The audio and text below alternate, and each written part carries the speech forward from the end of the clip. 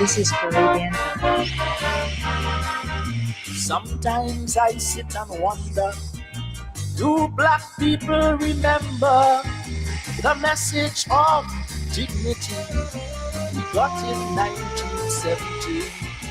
Because that revolution changed the whole Caribbean. In every town and village, black people got the message.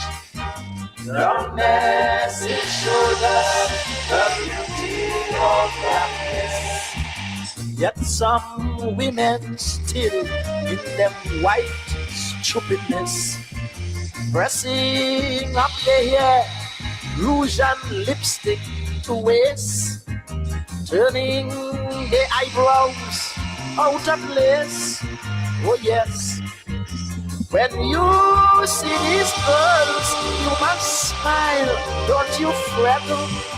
Their values are upset, they ain't get the message as yet.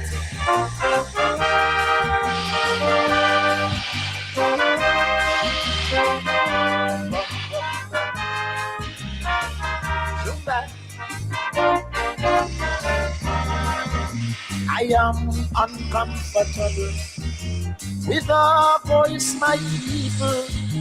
How long shall we continue to bathe in them white values? Some men are prepared to die, wearing English coat and tie. Tchaikovsky, some men prefer, rather than their Lord Kitchener. Some still like to work underneath a white cross. Some value their English knighthood and gold cross. Some feel proud when they marry a white lady. Some think Rastafarians nasty, nasty.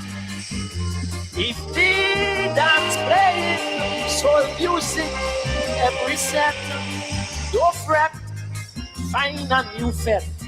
They ain't get the message as yet.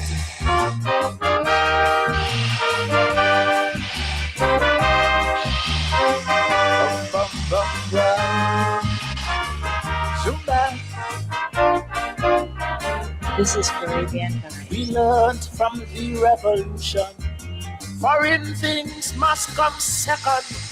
Yet some people still prefer hot dogs and hamburger or music festival.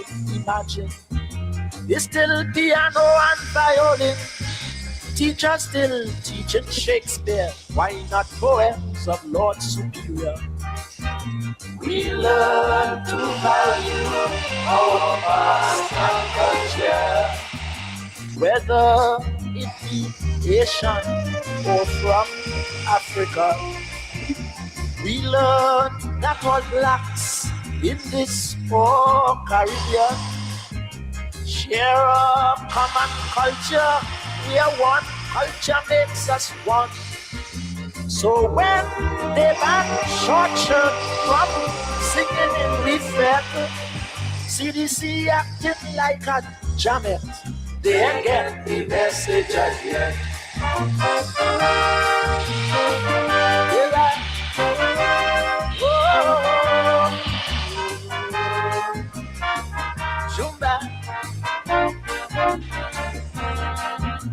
Water and you see Guyana, innocently they suffer socialism. Some say no, some still hate Fidel Castro. To all these folks, brother man, let's stretch our helping hand, so that one day they will see the message of 1970. Awesome, I still call one another ugly. Some bow to the Queen as if she might be. Some of our leaders in the Caribbean on black thinkers, they put a banner, they can't land. To them, Granger, Weeks, and Rodney is a threat. Their actions I regret. They get the message as yet.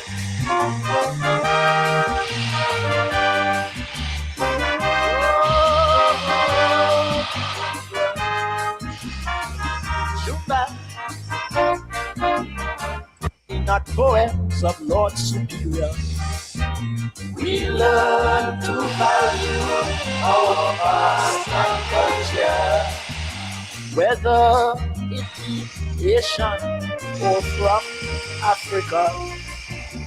We learn that all blacks in this poor Caribbean share a common culture, where one culture makes us one.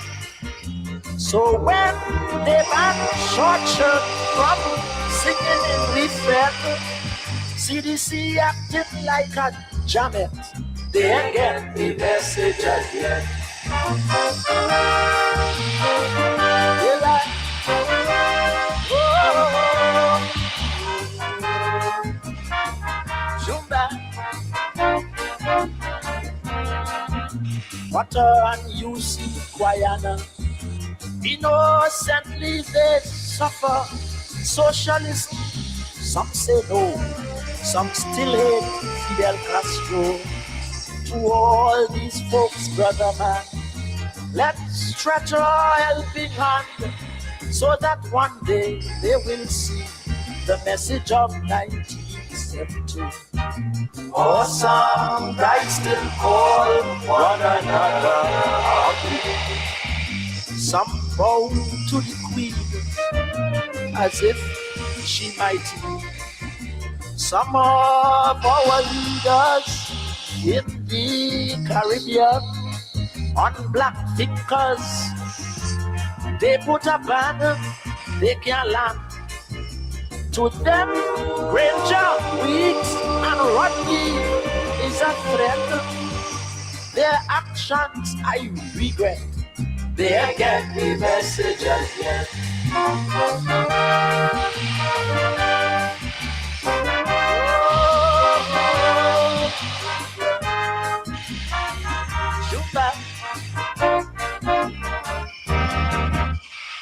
Show your daughter how much you love her with this beautiful gift. It says, to my daughter. Get to Tobago, the land of my birth, which foreigners don't know. I passed through depression and starvation to be where I am in my profession. So Tobago, I am thankful to you. I will never be ungrateful. I say thanks, thanks, thanks. I thank my mother, my school teacher, my neighbor, my father, my brother, my sister. So you see, Tobago, I thank thee. Woo! Ba-da-ba-dum, ba-dum, ba-dum, dum. Ba-da-ba-dum, ba-dum, ba-dum, bam. Bam, bam, bee. I thank the mother of Tobago. Tobago being recognized anywhere you go. And I am sure you'll be more than glad to know that the mother of Tobago is Trinidad. I thank Trinidad for my education, making me Tobago most recognized woman. I say thanks. Woo. I thank Trinidad for my protection since 1970 revolution. So you see, Trinidad, I thank thee. Woo. Ba-dum-bum. Ba-da-ba-dum, ba-dum, ba-dum-bum. Oh yeah, 1978. I thank thee. Oh, ba-dum, ba-dum, ba-dum, ba-dum. Oh, ba-dum, ba-dum, ba-dum. da.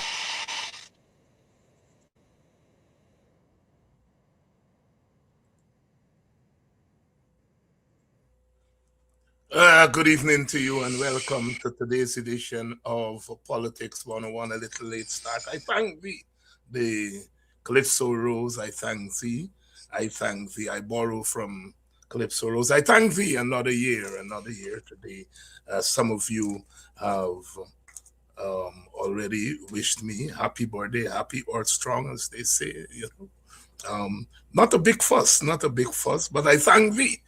I thank Guyana, I thank the Caribbean, I thank Africa, I thank Buxton, all of the places which have given me sustenance. I thank all of you. We are together. I thank you. Another year, another birthday, another day of reflection, and another day to put your boots on and ready to start all over again and to do what we do. Before that, the mighty chalk dust, the message of 1970. The message of 1970, the year of the February Revolution in Trinidad and Tobago, the Black Power Revolution, where Black Power activists almost took over the government of Trinidad and Tobago. Sounding the bell of Black Power, Black nationalism. They tell me and they tell Tacuma Ogunseye and the rest of us that we are stuck in the 1970s. You know why? Because they're afraid of revolution. We are revolutionaries. We are sons and daughters of the revolution. And as Chalk Dust is saying, sometimes we Black people forget the message of 1970. The message of 1970 was that Black man, Black woman, you have power and use it wisely.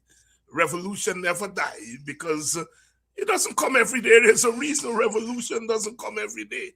And those who say we are stuck in the 1970s, Chalk Dust answers them.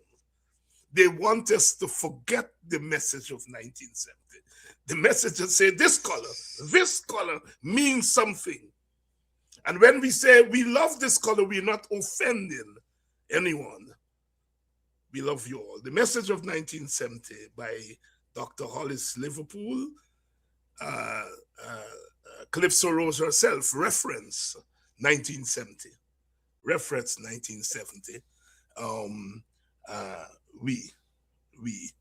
We of course are sons and daughters of revolution. We need a revolution now. We need a Black revolution. We need a Guyanese revolution. We need a working class revolution. We need a Caribbean revolution. Good evening to you all. Thank you all very much for the birthday wishes. You know, the birthday was never a big deal. When you're born so close to Christmas, you're in trouble because when you grow up poor, as we all did, they can't manage 2 gifts. You gotta wait for the Christmas present, the tie gun and the nice cake and the nice food. You know, when was the birthday? I think they would buy 2 eggs, 2 boiled egg, and so on, and you gotta wait. But I'm thankful. To have lived another year, and I'm ready to face the year to come. Brother Tacuma is here with us. Brother Tacuma, good evening. Hi, good evening, Dr. Hines, and good evening to your viewers. And let me join with all of those comrades, friends, and relatives who have been saluting your birthday. I want to join with them and to salute you and hope that you see many, many more birthdays because we have a lot of unfinished work to do. Thank you very much. Thank you very much, my brother. And Tacuma, I want to take you back to 1970 because I would imagine as you listen to Chalk Dust, and we all grew up with Chalk Dust music, Chalk Dust himself a soldier of the Black struggle and the Black revolution. But as you listen there to Chalk Dust and it reminds us of 1970, you were alive in 1970 and you were part of the Caribbean Black Power movement in 1970. Your reflections of the 1970 revolution? I think it was one of the most, in modern Caribbean history, is one of the most brightest spots in the struggle for Caribbean people, and particularly the African Caribbean people, for liberation and self-determination. And I think that it played a major role in revolutionizing many sections of many parts of the Caribbean, which we are still feeling the effects of that period. I think that it creates a whole generation of Caribbean persons, both academic, non-academics, working people, patriots, who saw in the 1970s revolution a glimpse of what a future new Caribbean and a liberated Caribbean could be. And I think that the aspirations of that period is still rooted in the consciousness of our people, even though it may not be manifesting itself in a very aggressive way. I think it is deep in the consciousness of the people, and the correct spark will regenerate and ignite the spirit of liberation of our people. And I think that is what all the oppressors in the region, and particularly in Guyana, is afraid of. Because it don't take much. It don't take much because these things are rooted in our historic memory. Thank you very much, my brother. And in that calypso, Chalk does reference two people who you know very, very well, Eusi Kwayana and Walter Rodney. When I heard that calypso, I was a small boy, and Ken Cosby had a show on GBS at that time, Night Ride. He would play these calypsos and so on. And I remember hearing calypso, hearing Kwayana name. And I jump as a small boy because, of course, Kwayana is your villager, and you expect people who are named in songs to be people of world repute, and you know that Kwayana was, but you hear his name in song, and I remember that thing sent me crazy because I'm hearing my countryman, my leader in song, and he also referenced Rodney and others in that song. Reflect on the contributions, and you don't have to give us a thesis. I think you are better placed because you, of many people who are alive today, were very, very close to Kwayana and Rodney. Reflect on their contributions to the Caribbean Revolution and to where we are today as a people.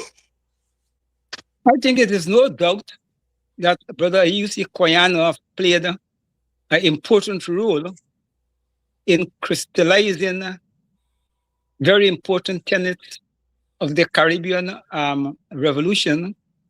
And I think that he stood out as a person who recognized the historic injustices to the African people and the need for a new African beginning directed not under foreign domination, but under our self-emancipation.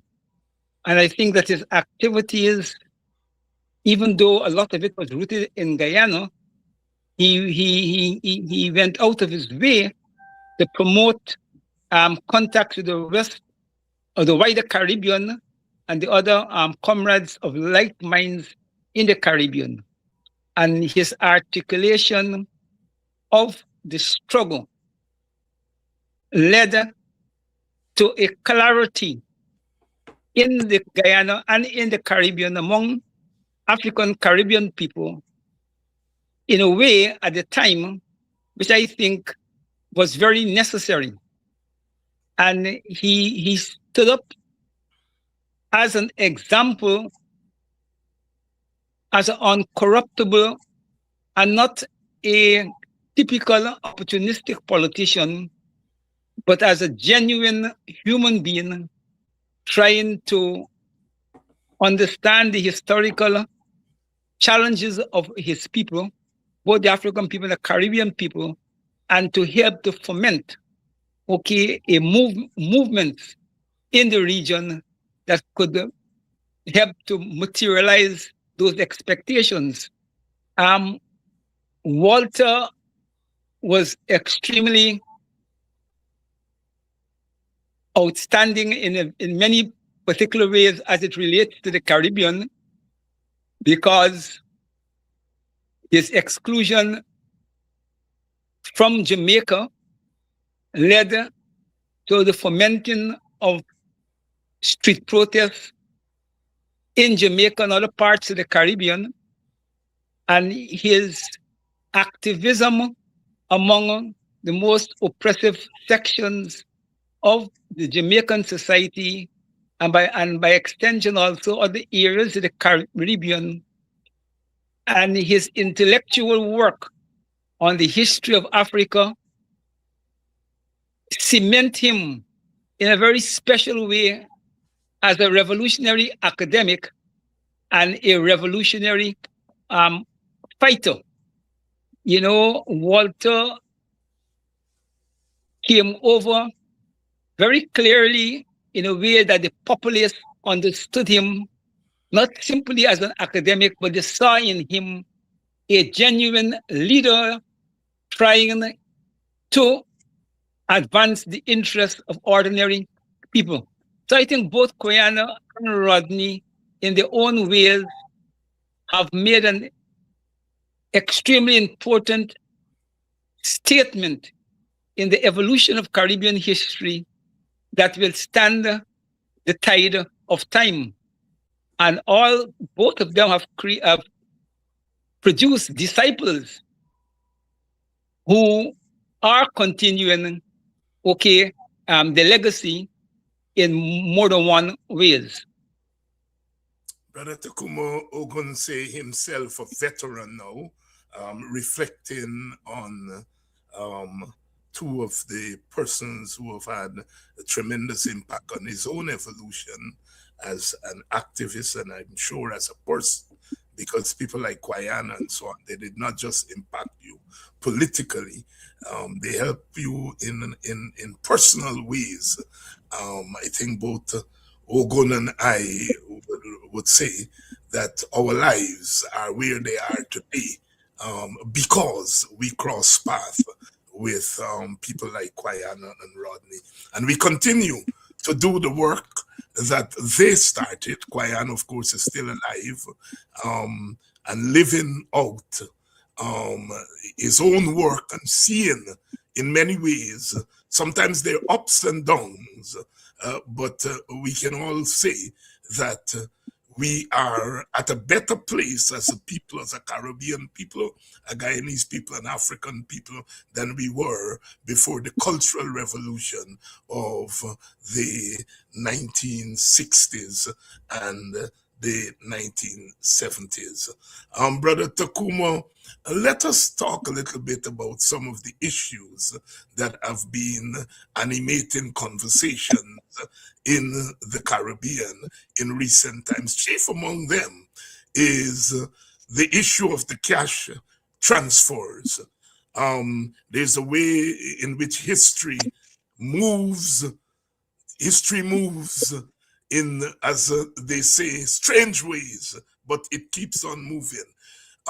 You and I were part of the collective that gave the space for Dr. Clive Thomas, another unsung hero, another larger than life contributor to Guyanese and Caribbean liberation, still with us and sits with us in our executive. And in 1918, when he was invited to Buxton and he came there and announced cash transfers from oil which was not yet pumped. And it created perhaps the biggest stir in the last 20 or 30 or 40 years in Guyanese politics.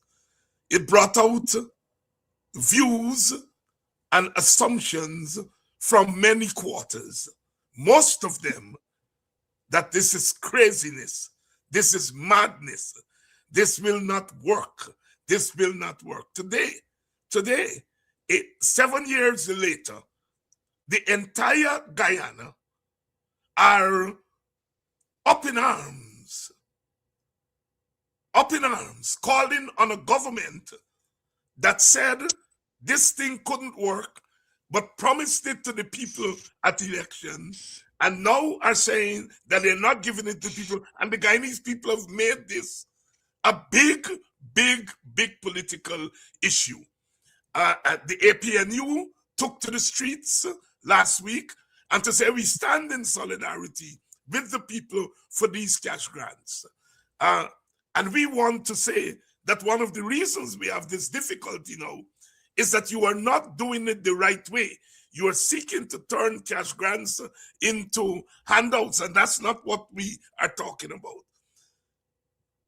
As you watch it, the last few weeks unfolded, if someone had told you just a few weeks ago, a few months ago at the election, that cash grants would have been the first thing to bring Guyanese onto the streets after the election, would you have believed them? Well, because I have been paying close attention to the response of the Guyanese community across race and across politics to Dr. Thomas's and the WPA's cash transfer proposal that we made 7 years ago. And I continue to argue, both in the executive and outside the executive, that it is a policy that have long won the hearts and the support of the entire country. I pay careful attention to these things. So if somebody had suggested to me that after the elections, when the PPP commit to pay the cash grant and then they refuse, I would not be surprised at the response of Guyanese people. And I think people are correct in their response. You see, the PPP was engaged in political opportunism. They wanted to use the cash grant handout as a way to consolidate their electoral support and hope that people, and particularly African Guyanese and probably Amerindians, will rush to the polls and vote for them. But as the election results show, they got no significant votes from neither the African community or the Amerindian community. And in PPP style, it is payback time. You know, we will spite you. It's payback time. And you don't vote for we, then, you know, since the PPP treats the national purse as their private bank account, they believe that the money belongs to them and they will dole it out as they feel pleased. But I am very glad that the majority of Guyanese across race and across politics have been indicting the PPP in a very profound way for the backtracking on this important electoral commitment. We have to hail up the APMU to take, because to go to the streets and to represent this issue, which is an issue that touches in a real way the very soul of the multiracial poor in this country. And I think that they have to be commended. But it also demonstrates a reality of Guyanese politics. I think the APMU read the mood of the people correctly. I think they were right to listen to the activists who were saying that the people really want the APMU to represent them and to fight for this thing.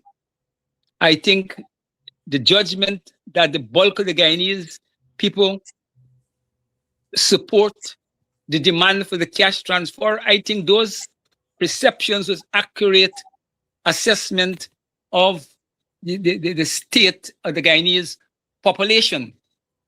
But sadly to say, the response of the masses did not turn out to be what I'm sure the organizers had expected. And it brings to bear this question in Guyana that is not simply an issue of leadership not doing the right thing, but is also an issue of to what extent the population is willing to fight for what they believe they ought to get. And I think that the question of fear and the question of alienation stands very strong in the political consciousness of the people. And we have to note both things. We have to commend the APMU for biting the bullet and testing the waters, but we also have to objectively recognize the weaknesses that demonstrated by our people, the same people who want this money. Now, the cash transfer struggle from we, the WPA, while we support any payout from the state, from the oil revenue to the population, we support. But the WPA is adamant that our proposal for $1 million Guyana dollars annually in a structural way, legal way, passed through Parliament and becomes a reality like old age pension, which is protected from the fantasies of politicians, that the population know that annually they will get this payout from the oil resources, and it is not subject to the fantasies of any political politician or political party. And as we fight for immediate payout, our eyes is on the bigger picture, because we believe for us the cash transfer that we are advocating is a very important initiative as far as we're concerned in the struggle to begin to wipe out poverty from the country. And we believe, okay, that the masses of people should not get detracted by the games that the PPP is playing with these theoretical commitment to cash transfer and treating the nation like if you are little children. If you behave yourself, you won't get something. I mean, it's very insulting. Because at the end of the day, the money is the masses of Guyanese people money. It belongs to the people. And the government is only there to administrate it in the best interest of the people.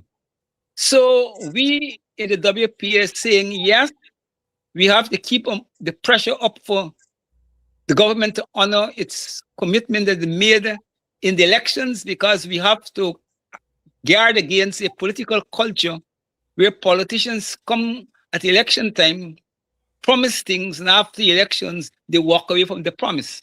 That is a battle that is continuously, and it has to go on with oil money or without oil money. But it relates to the transfer of oil money. The WP is adamant, and we will not rest until we win this important structural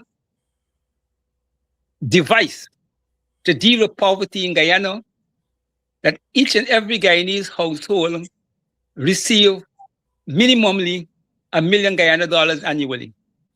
Brother Tacuma, I want to take you back, because there's a lot in what you've said there, and I want to take you back with one of the earliest statements you made, and that is that the PPP promised this cash transfer. I prefer cash transfer rather than grant, because they're not granting us anything, as you say. They promise it with the hope of getting people to vote for them. That is, people outside of their natural constituency. And by natural, I don't mean here in a biological sense. I mean it in a political sense. And people from outside of their constituency didn't vote for them. And so now you are theorizing that what they're doing is spiting people by not giving that cash transfer. And in the process of spiting people, they are igniting a situation where people are tending to almost beg, to almost grovel. And here is the thesis of a very cynical party that is prepared to take an honorable proposal that is meant to get rid of what is now 58% poverty, and using it as a weapon to beat people who didn't vote for them, and to go sit back and create the conditions for people to grovel. Talk to that, expand on that thesis, because it is your thesis. Yes, you see, the PPP is a very spiteful political party. And they dress up their spite in fancy language. They will find ways to target money to the Indian supporters. So they know that not paying the cash transfer at Christmas, and they assume, given the history and the culture of the country, the African community pays probably a more serious interest in Christmas, even though now the gap is narrowing between Africans and Indians as a result in terms of Christmas. But genuinely, they know that Africans have a lot of high expectations for Christmas, and it's a time of the year when the demand for money, is great, and they felt that it would be a good way to attract African voters to the PPP. And now that the elections have come and gone, and they fail to get the African voters, they have to demonstrate to the African voters, you got to pay a price. You didn't vote for us, and we ain't giving you any money. And you see, they do this because they recognize that in the body politic of the country, while people are very clear as to PPP's behavior and PPP oppression, the population is not prepared to put an end to the oppression by coming out to the streets in massive numbers and to stand up and to be counted. People find making a statement in the elections, and I think that the African Guyanese community went out in the elections and made a statement against the PPP. Even though it hurt the APMU, I think what the support for WIM was African Guyanese making a statement against the PPP and saying, look, we're not going to vote for you. We prefer to vote for another Indian candidate than to vote for you. And I think that that what we are up against here is an entrenched PPP culture, which will not change until the masses. And I don't expect the Guyanese masses to fight as a united bloc on anything in the very near future. But some section of the population has to break out of this fear and to speak to the PPP in a manner that the PPP ought to be spoken to. And I'm convinced that it has to be, given everything we know about the country. The Amerindians are too far away from the coast and the city. The Indian Guyanese are locked in the PPP's fear politics and all the various machinations of the PPP to keep them in place. It has to be an African rebellion. It has to be a return to the 70s for African people. And I am convinced that the PPP attitude is tied up on their conviction that the African community is not ready to return to the 70s. And it is our duty to help to force our people to return to the 70s because we badly need a return to the 70s in order to tame this reckless and wicked PPP leadership. Brother Tacuma Ogunseye tonight, please share the link. We're on tonight. We're on tonight. I would like to thank those of you who continue to wish us happy birthday. Our birthday, my birthday today. And I want to thank you and thank the hundreds of you who have done so throughout the day on social media and the various fora where we express such things these days. You know, Brother Ogunseye, I want to stay on this, what the old-time Marxists would call contradiction in the politics. I have, many of us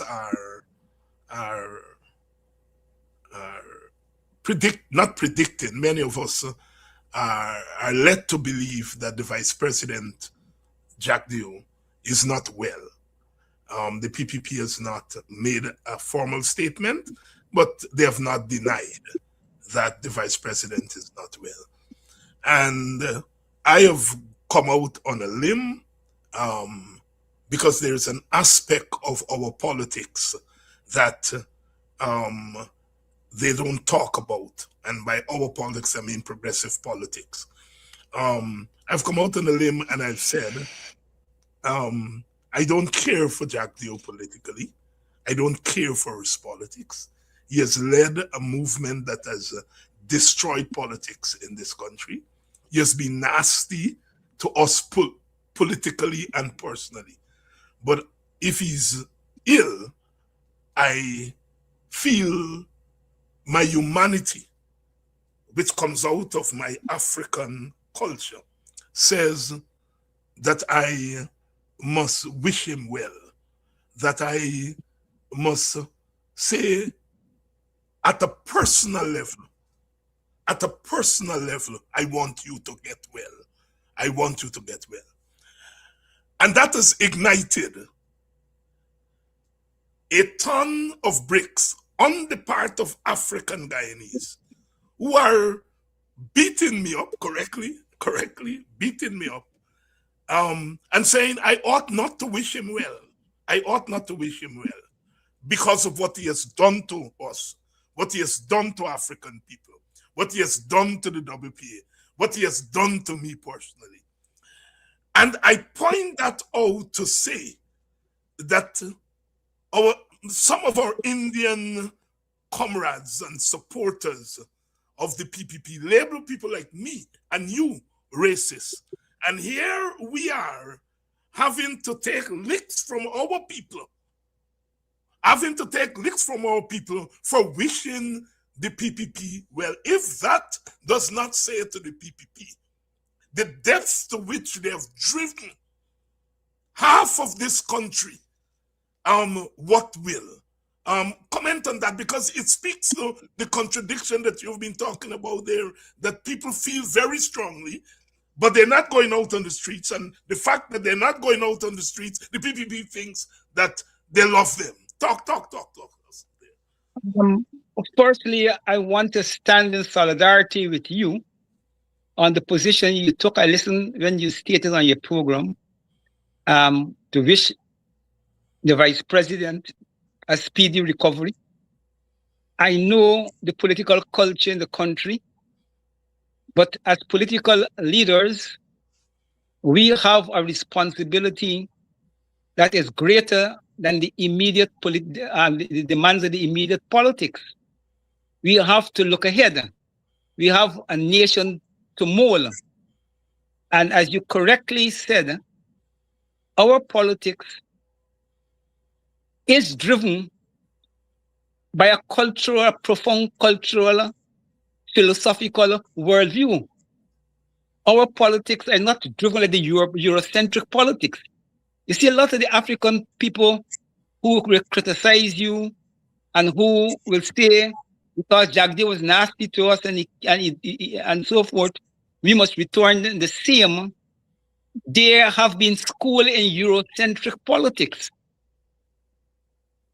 But we fortunately have been schooled in Afrocentric politics. And we bring to our political judgment an African worldview, which does not permit us to lose our humanity, even in the case of fighting vicious and bloody wars. Human beings fought wars. But at the end of the day, if they are good human beings, when a soldier drop his guns or he's shot and he's wounded and he can't be a threat to you, if you shoot him, you're a criminal. You're not a noble soldier acting in any proper way. And humanity have long accepted that. We have Africans have long worked out that regardless of what is the state of politics or human relationship among ourselves and other people, we have a duty to the future and to the future generations, and we have to set an example not only for ourselves, but for the future generation to come. And I think that you did the correct thing. Now, people in Guyana, and I don't think the PPP supporters and the PPP leadership will be appreciative of what you did. I think they will respond in a very cynical way, and they will try to even exploit the criticisms that you are receiving from sections of the African community and try to play it against you and to their advantage. I think we have to live with that reality. But at the end of the day, you have a responsibility for your own politics. And you have a responsibility to the WPA, to which we are both, along with Brother Rohit Kanai, leaders of the party. And I remember when Burnham died. Burnham jailed me. The PNC do all kinds of viciousness to win the WPA. And when Burnham died, Koyana was looking, he asked a few people to join him, to pass by the Burnham funeral, to march past and pay his traditions. And when he asked me, I refused. I said, no, brother, you see, Burnham killed Rodney. Burnham locked me up in jail. I can't do it. And Koyana said, Ogun, I am an African leader. And how it will be, look, Burnham is an African leader. What example I will be setting the generations of African to come. If after the man dead and he can't do harm nobody, I can't go and show my respects. It is years after, as I keep contemplating on the UC's position, I fully understood the profound nature of it. And something cracked into my memory. I'm not good at remembering these names, but people know that in Angola, I think it's Angola, yes, the MPLA and UNITA engaged in a bitter civil war. Yes. And when the UNITA leader was killed, the government gave him a national funeral. Yes, Jonas Savimbi. Yeah, give him a national funeral, demonstrating to the world the profound humanity of Africans. And I think that is a major statement, that many times people, underestimate. They criticize Africans to all kinds of things. But when we demonstrate noble things, many times it go unnoticed. But we're not doing these things as a publicity stunt. We do it out of profound conviction based upon our African worldview. Yes. And that point is well taken. In my village there, Buxton, as you know, a place where WPA had quite, as we call it, strength. And it was probably one of the places that we could flex our muscles in a certain kind of way. And there were activists in the PNC and activists on our side. We were at each other's throat and so on. And today, we hang out together. And some of the old WPA and PNC activists from way back 50 years ago are amazed that people from both sides are friends today. One of my best friends today is perhaps one of the chief PNC person at the time.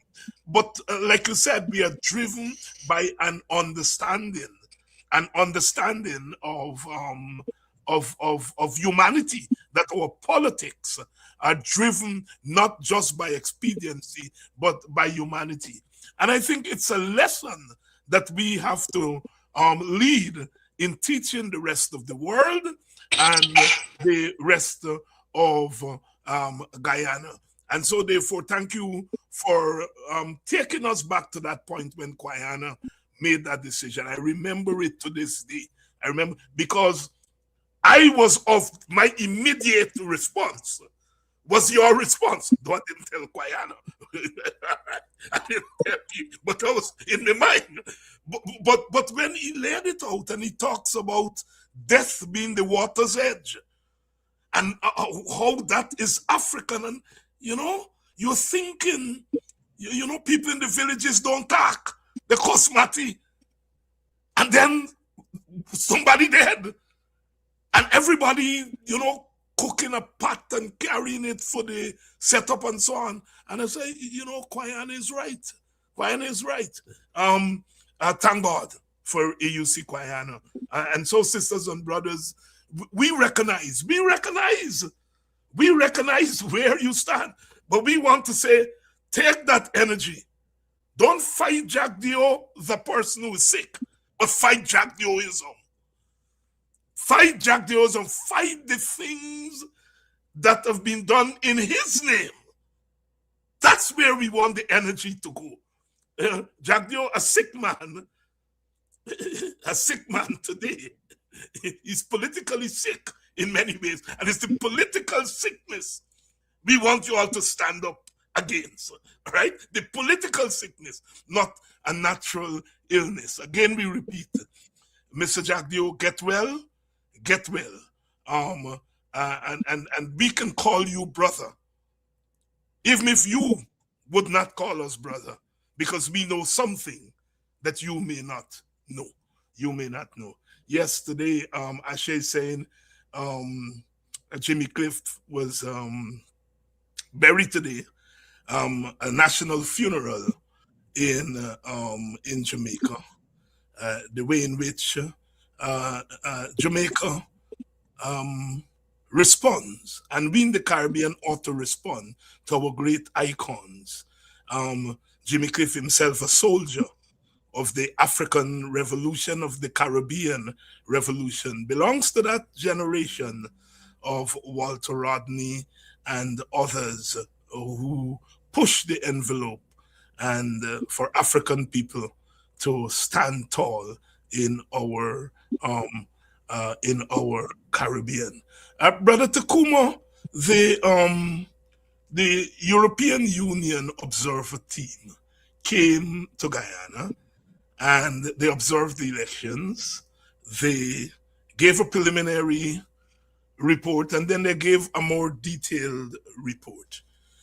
Many of us who have read the report see nothing profoundly new in the report. Yet the government respond viciously to that report. Obviously, what the European Union did was to expand the meaning of what a free and fair election is. And when you think back that way back to the 1970s, we had been talking about what a free and fair election is. And now finally, the white people have caught on, and the government is hopping mad. Why?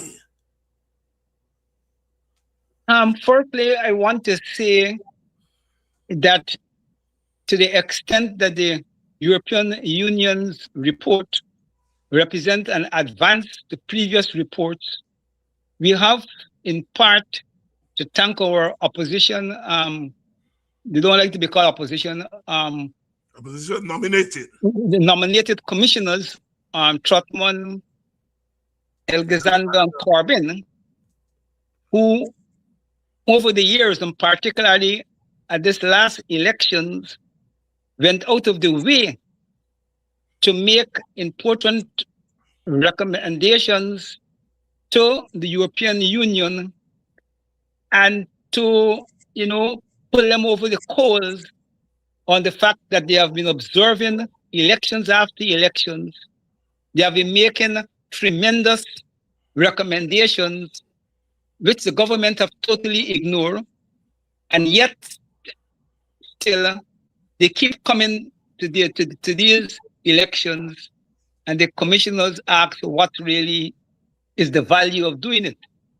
And I want to believe that that criticism bore some fruit. As you correctly stated, of course, the European Union in their defense always say that they could observe, they could make recommendations to the government, but they had no way of forcing the government to implement any of the recommendations. But I think the fact that in this last elections and in this last report, they have decided to raise the issue of what constitutes really fair and free elections. And in so doing, they also subtly raising the question of what constitutes democracy and good governance. And I think that the PPP, who has become accustomed to a very tame EU report, recognize the shift in this report, and they see it as a great exposure of the PPP machinations in these elections. In all previous reports I can remember, the PPP generally is very high praise for the European Union. But this time, they find themselves being forced to criticize the European Union because they bring into question this whole question of whether in Guyana you really have free and fair elections, and whether in Guyana you really have, democracy at play. And I think that the PPP's response is predictable. It's predictable because they have become so accustomed of not being criticized by these white people, and they take it for granted that the support that they enjoy from the European Union and similar organizations, they will always be able to enjoy it. And they forget that these organizations have their own reputation to protect. And there's times where the domestic politics of a country that they have to observe, and particularly we speak about elections, force them to step back and to say and call a spade a spade. I think they're quite correct in highlighting the way in which the incumbent was able to manipulate and use state resources to give them, a unfair advantage. I think they were quite right in the observation that the state media, over probably 90% of the coverage on the elections went to the PPP. And that in itself doesn't hold good for fair elections and free elections. So I think it is a plus, and the PPP response is predictable, and I hope that we in the opposition could find some meaningful way of exploiting this little contradiction that has opened up between the PPP and the European Union on the elections. But Tacuma Ogunseye, you mentioned the opposition there, and what we used to call the opposition today is not necessarily the same. If you look at the National Assembly, on the opposition side, you have 4 parties. You have the Win Party, you have the Forward Guyana Party of Sister Manza, you have the APNU, which is made up of which delegation represent 2 parties, the PNC and the WP. So effectively, we have 4 parties in the opposition. Now, there has been a lot of calls from people on the ground, from political observers, for the opposition to work together. We know the WPA and the PNC are working together in the APNU, but there's been call for the APNU and the Forward Guyana movement to work with the Win Party. And we have heard that there have been many attempts to get the 2 parties or the 2 sides to work together, but nothing has come of it. Now, the logic of the results of the elections suggests that it should be easy for the Win Party and the APNU to work together, because it is the APNU supporters who, in a sense, split their votes between Win and the APNU. But again, contradictions. It has not borne fruit. In fact, it has led to a strengthening of the PPP, in the sense that the PPP is now controlled in Region 4. Region 10 is in limbo, and the PPP has the final say, it seems, in what happens in Region 10. Reflect on where the logic of the election results has taken us as far as Win and the APNU are concerned. Okay, I'm going to be very candid in my response. I think that the APMU, in my judgment, and I went out of my way to look at a lot of the social media clips that involve exchanges or opinions being shared by WIN and APMU people, particularly over, the controversy over the negotiations in the regions. And I notice you can't avoid noticing the bitterness, particularly among WIN supporters against the APMU. And there seems to have been suggestion that the APMU wanted to control WIN. And they used a lot of explicits on all kinds of things.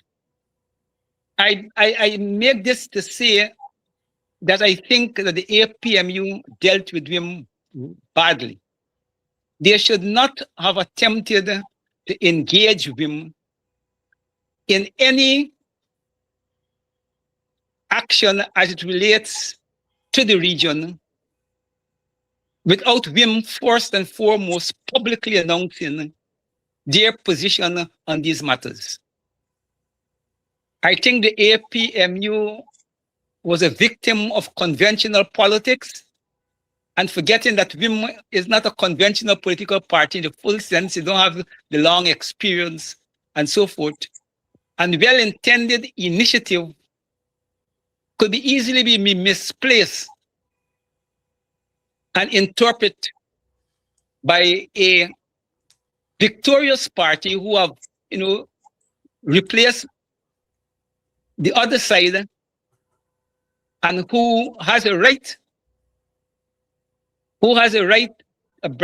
to bragging rights. It is easy for that party to feel that you're trying to restrict the exercise of the newly won power. And I think that if I was advising the APMU, I would say, no, it is too early to have any discussions with the WIN party on those matters. And I would have argued that parties should state publicly, not privately, how they intend to deal with these matters, because politics at the end of the day is more public business than private business. So I felt that listening to everything, I think the APMU handled it badly. And I'm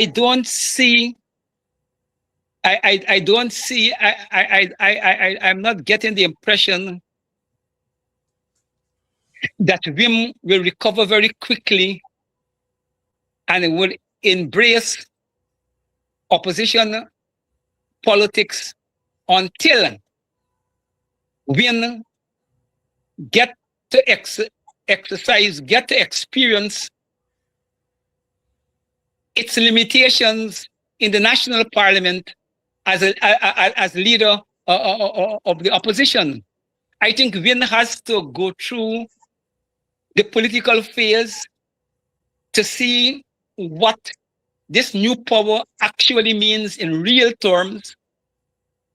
And out of that appreciation, I think WIN will be better placed to engage in a responsible and a meaningful collaboration with political forces. I think they're still in that zone, and understandably, okay, that they have done almost a political miracle, and they're still,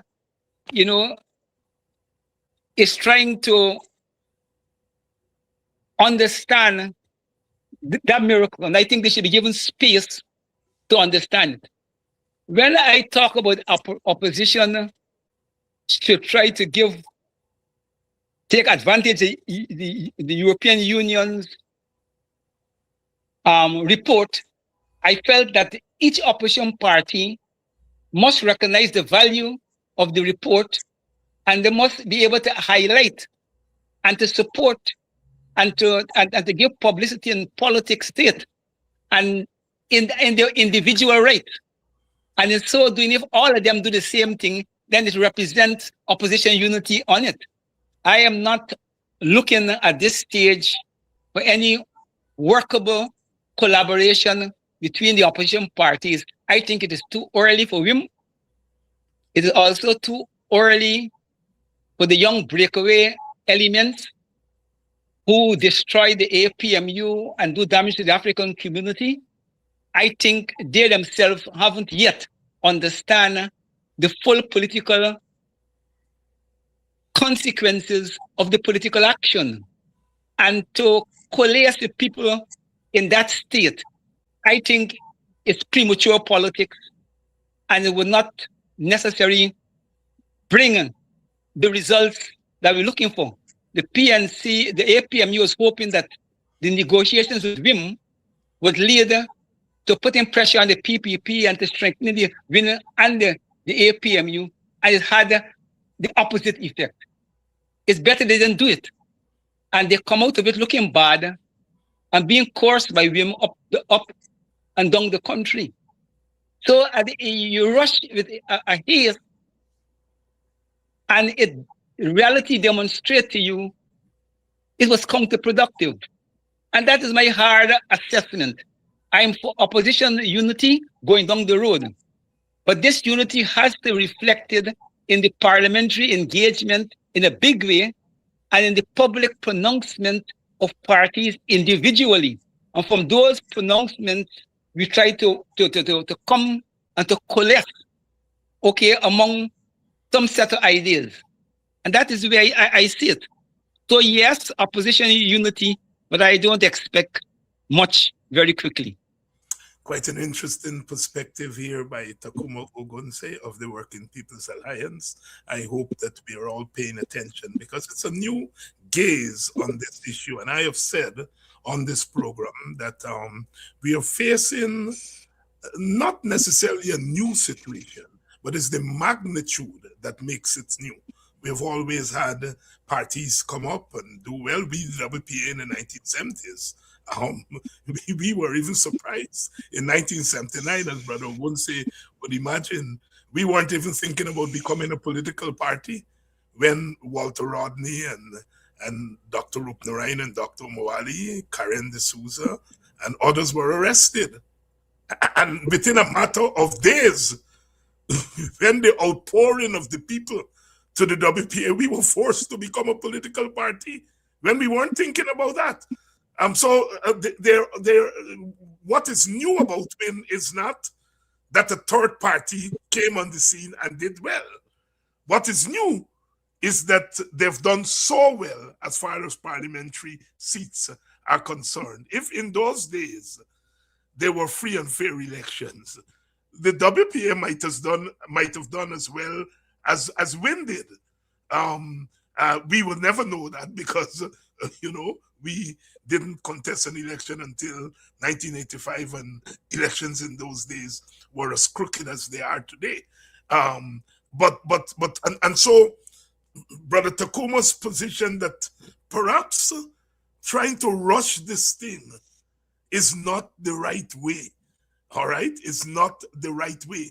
We have to let this thing play itself out. Is it sustainable? We don't know. What is going on in the minds of the Africans who voted for WIN? We don't know. What is going on in the minds of the Amerindians who voted for WIN?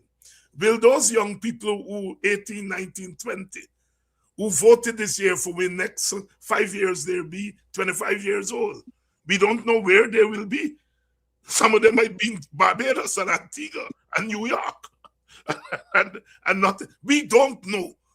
And I think there is a way, and Ogunseye's argument bear this out, that we in Guyana sometimes look for quick fixes to our politics, and we do it with race. We almost want race to go away, when race is the thing that shapes us, but determine whether you get a crash dance or not, determine whether what your wage is. The public servants are predominantly black. And you're African, you're black. And it's your race that determines whether your wage. The East Indians are predominantly the sugar workers. They get treated differently when it comes to wages. So race determines wages. Race determines a lot of things. Yet we want it to go away. And it never goes away. And it gets worse and worse as we go along. Brother Tacuma, another controversial thing. There is the big issue about the government not leading the way in calling and making it possible for the election of an opposition leader. And it brings the politics down to an argument over morality, which says, as it in won enough votes to become opposition leader and should become opposition leader. And the government is saying he's a fugitive. And as a fugitive, he should not be in parliament. I think it's quite a position to be in. And again, I think in some quarters they're looking for quick fixes rather than to recognize that the logic has taken us to this impasse And we ought to really try to work it through rather than rush it through. But anyhow, what are your thoughts? I want to make sure that there's no misunderstanding in the public out there. We in the WPA take the position that win with the 16 seats is the leading force in the parliamentary opposition, and all the progs and the functions that goes with that should go to that party and its leader. We are very clear on that. Personally, I also share that position. So anything I say, I want it to be borne in mind that very fundamental position. We have no interest in denying women and Mr. Mohammed of anything that he is entitled to coming out of the elections. Now, the PPP's position is a very complex position. And I start this way by saying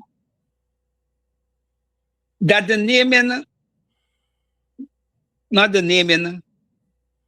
ratification in Parliament of an opposition leader is a straightforward and simple matter in any democracy. And Guyana government like to show that we are a democracy and that we have fair and free elections.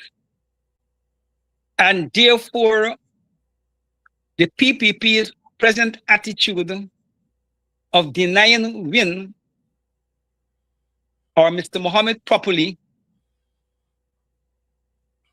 to sit in the National Assembly as leader of the opposition is something that politically the PPP must recognize as a political party, that they are expending political capital in a situation that normally it will be very foolish to extend political capital in that way, because at the end of the day, you more likely will have to allow the man to sit as leader of the opposition.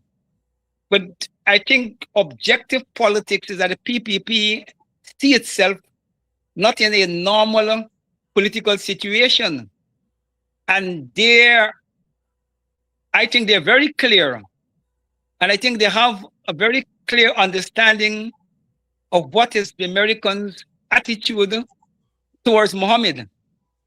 And I think that they have been part and parcel in probably developing that attitude.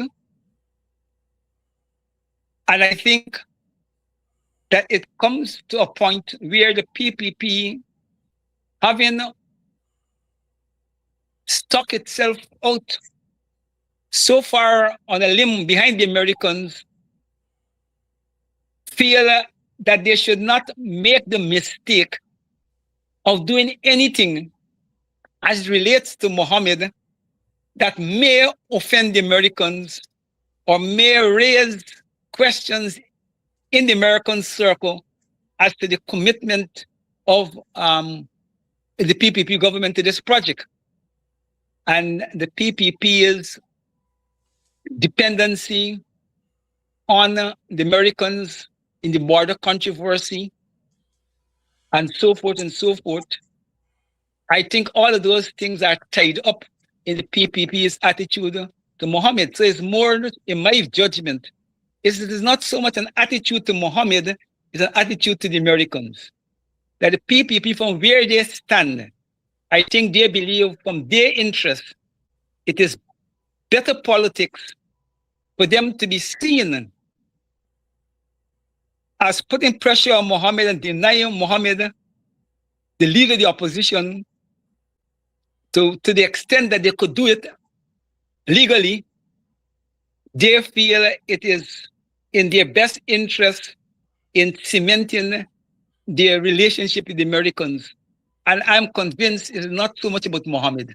I don't think that PPP, my judgment here, whether Mohammed is the leader of the opposition or not, because I think they're convinced that he can't work no magic. The APMU, which was in the opposition for umpteen years, and given the way PP control parliament, and given the way governance in this country, no political party in the opposition. If a party had 20 something seats and they couldn't do nothing much, you 16, you can do nothing much. So I don't think that the PPP is concerned about Mohammed. It's so much about the domestic politics at this point in time.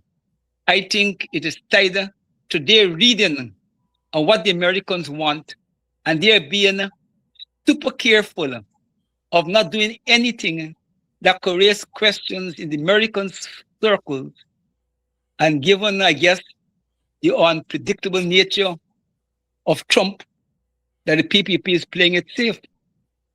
Quite another interesting perspective here, because you listen to a lot of Win supporters and even opposition supporters who are not Win supporters, who are saying, you know, the PPP frightened Mohammed. And I hear that too. And, you know, sometimes you don't argue with those things because people come at it from the anti-PPP position, which is so strong. And if I were the PPP, I would be concerned at the level of disgust of them as a party by members of the opposition, supporters of the opposition, in particular African Guyanese. And I agree with you. I don't think the PPP is afraid politically of Win, because Win cannot do anything to change the equation. And I think it's one of the contradictions, because the people who shifted to Win were told that they were voting for change. And people wanted change. And many people thought that the APNU couldn't bring about that change because, first of all, they couldn't come together. They quarreled among themselves.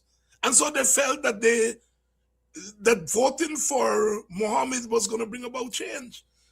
And the realness of what happened is that it has not brought about change as far as a change of government. It may have brought about change in the sense that a lot of young people who would not have normally engaged electoral politics did engage electoral politics. And I think that's one of the positives to have come out. But in terms of shifting the balance of power in the politics, and that, in fact, the PPP has been strengthened institutionally. They got more seats in parliament. They're now controlling Region 4. So in that sense, institutionally, no change has come. It has, as I said, energized some young African people, and we have to recognize that. And I think some people who are looking at the larger politics are trying to point that out to us, and they have to be given credit that where young people came into the political situation when they don't normally come into the political situation, and in a sense caused a rearrangement within the opposition. I think it has to be given some credit. Am I going too far with that analysis, Brother Ogun? No, I think that you have to give the credit, and I do give the credit, but I also do it, I believe in contradictions, and I believe in dialectics. It is also, but if at the end of the day, it strengthens the PPP to an end. Yes. You see, because, if at the end of the day, it makes you lose the war. Yeah. And it's almost because here are people who voted against the APNU. And I'm now saying to the APNU, man, you got unite with Win. You fought against me, and now you're directing me. I think we have not gotten our teeth into the contradiction. Yes, it's too early. It's too early. It's too early. A lot is going on, and I think Brother Ogunseye, thank you very much, my brother, for coming through and lending us your mind. I'm learning that from the young people. Got some during the election, some young activists. I don't know where I ran into them. One of them was saying that he likes to listen to me and my program and thing. And a couple of his friends said, Dr. Hines, let him tell you the truth. And I said, what is the truth? He said he want to borrow my mind. and I want to say the same thing to you here tonight. We would like to borrow your mind more often in trying not to give answers to questions, but to walk them through and tease them out for us, because a lot of times that is much more valuable than trying to come to conclusions. I once submitted an academic paper to a journal. They did their thing and they wrote back and said, good paper, Professor Hines, but your introduction is your conclusion, and your conclusion is your introduction.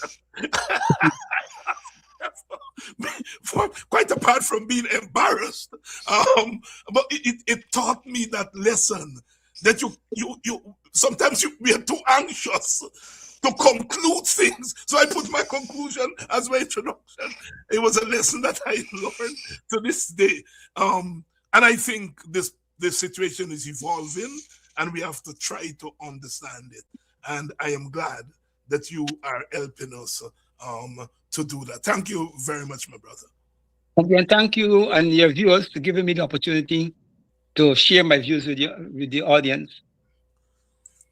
Brother Tacuma Ogunseye, I hope tonight we have at least taking you in another direction in trying to understand what is unfolding. I know the supporters of the APNU are still miffed at what happened. Some people are still angry at what happened. And people often ask me, Dr. Hines, are you not miffed and angry? And I am miffed. I am angry. I'm a human being. But I quickly move from being miffed and from being angry to being hopeful, because guided by history, guided by a history of political behavior of Guyanese over time, I'm saying that this situation, I hear people who say, the PNC is dead, or the PNC has to go back and rebuild the party and all these things. We are trying quickly, and I think I have said that the PNC doesn't have to rebuild no party. If I were to give advice to the PNC, I'll say, go back, regroup, try to understand your own supporters, try to understand what they're telling you, try to understand the meaning of their political language. They're saying many things at the same time.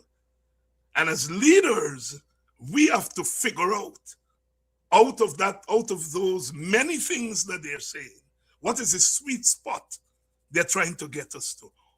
What is the one thing out of the 10 things they're telling us why they didn't vote for us? What is the sweet spot? And we haven't figured that out yet, because we are trying to get ahead of I don't think the people themselves know exactly what they are saying in one fell swoop. They use their vote to express multiple emotions. And there are multiple emotions. There was not a monolith that went away from the APNU. In fact, more people stayed home than voted for win. And we often in our analysis forget that. In Trinidad and Tobago, 101,000 PNM supporters stayed away. They didn't have a win there. In Guyana, over 70-something thousand of APNU supporters stayed away. And we are trying to figure out why the Win people voted Win. And not trying to figure out why the 70-something said no Win, no PPP, no APNU are staying away. And we are going to continue on this program to try to work this thing through. Because if we give the wrong diagnosis, we're going to kill the patient. And that's what the PPP, what people want us to do, to kill the APNU, to kill the PNC. And maybe we are inadvertently contributing to that by not trying to exercise our political mind a little bit more and try to understand what's here. My view is the one thing we are trying to avoid. I listen to people make all the analysis about why our people went from us. And the one thing they are ignoring is the ethnic and racial emotions that came out in those elections. Race and ethnicity sometimes do not reflect themselves in clear terms because people don't like to say, you know, I'm being driven by my ethnic and racial concern. They don't like to say it. They don't like to say it. And we sometimes look for people to say it explicitly. Part of what I think they're telling us when they say when APNU was in office, they didn't do anything for we. They're not saying when APNU was in office, they didn't do anything for PNC members and PNC supporters. They know that PNC members and supporters benefited when APNU was in office. What they're saying is that we didn't do nothing for black people. No, they tell me that. They tell Ogunseye that. Because they know that we are what Rastaman called black heart. But they're not likely to tell Norton that. Because they don't think that Norton's politics is a kind of black power politics. They won't tell a lot of PNC leaders that. Right? What they mean by Granger turning back on we, the we, it's not PNC supporters and WPA supporters. He turned back on black people. And I think insofar as we are suppressing our ability to understand the subtext, you know, there's the text and the subtext, right? The text is APNU and do nothing for we. The subtext is we give you all power. You all and do nothing for black people. Now, I'm not saying that's the truth. Because in many regards, well, in some regards, black people benefited from APNU policies. But they're telling us something deeper. We started out with Chalk Dust telling us the message of the 70s. The message of the 70s. I think we often forget the message of the 70s.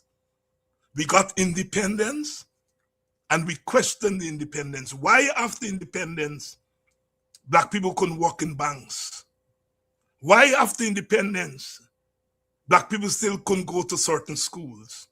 And what the Black Power Revolution did was to force governments, the Burnham government, the Eric Williams government, to start making black people work in banks. And to start making black people could go to QC and bishops and other places. We forced the politicians, all right? And the politicians, the Eric Williams and Burnhams, I think understood the subtext. I am not sure that our present political leaders sufficiently understand the subtext. And if they understand the subtext, whether they have the courage to address the subtext. Don't underrate the PPP. They have a way of beating you into feeling guilty about your own identity. They've mastered that art. As someone who's a victim of it, I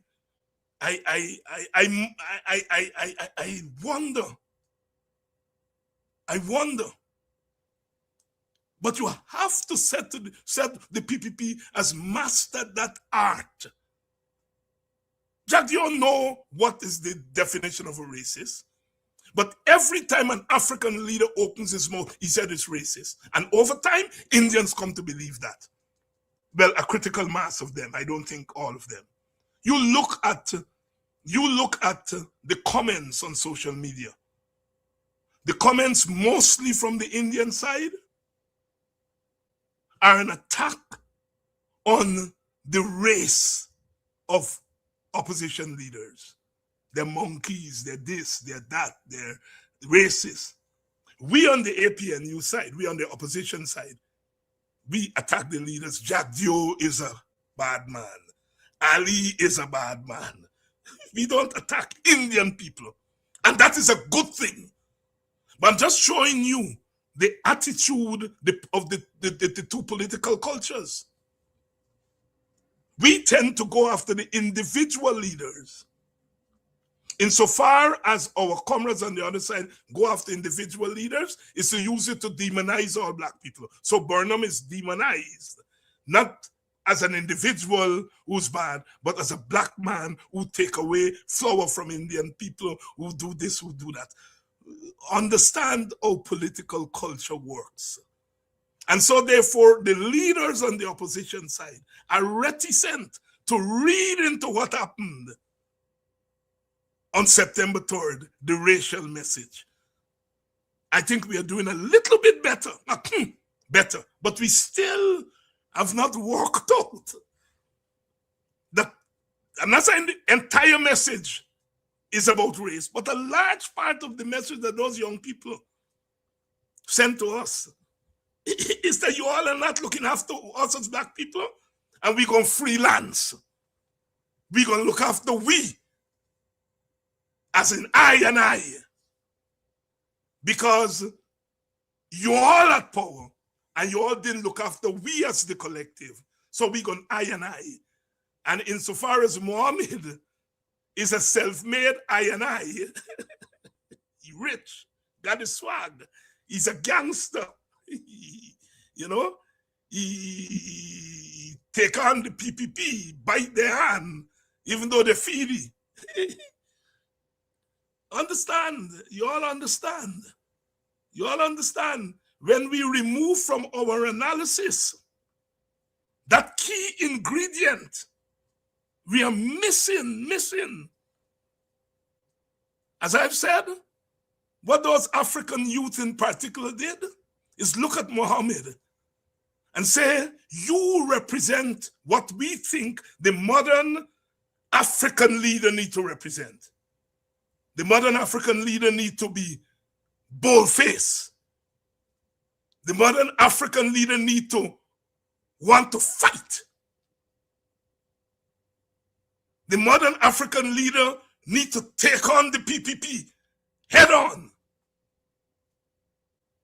And that's the message, part of the message I think they're sending to us. But we are reading it all, you know. African leader, African people voted for an Indian leader. They voted for an Indian leader to send a message to black leaders. And son, I think, again, we're not understanding the thing. We're not understanding the thing. The thing is not straightforward. That's what Ogunseye has taught us tonight. This thing is not straightforward. And we have a lot of work to do. We have a lot of adjustments to make. And we have to not believe that unconventional behavior on the part of some of our people will be corrected by conventional behavior. Because in many regards, they're saying that conventional behavior has not yielded much for African people and poor people. And by going to an unconventional man, what they think is an unconventional man, right? It's going to shake things up. So when people are telling us we have to do this and we have to do that and we have to do the terror, we have to do more conventional things. When people vote against us our convention, our conventional action, we are getting it wrong. I am not condemning conventional politics. There's a place for conventional politics, always. But conventional politics has to be steeped in an understanding of sometimes when our people become unconventional. Good night. Thank you all for the birthday celebrations, the birthday, not celebrations, the birthday wishes and the gifts of love. I truly appreciate it. We come back tomorrow. We come back tomorrow. Good night. Goodbye. Until tomorrow.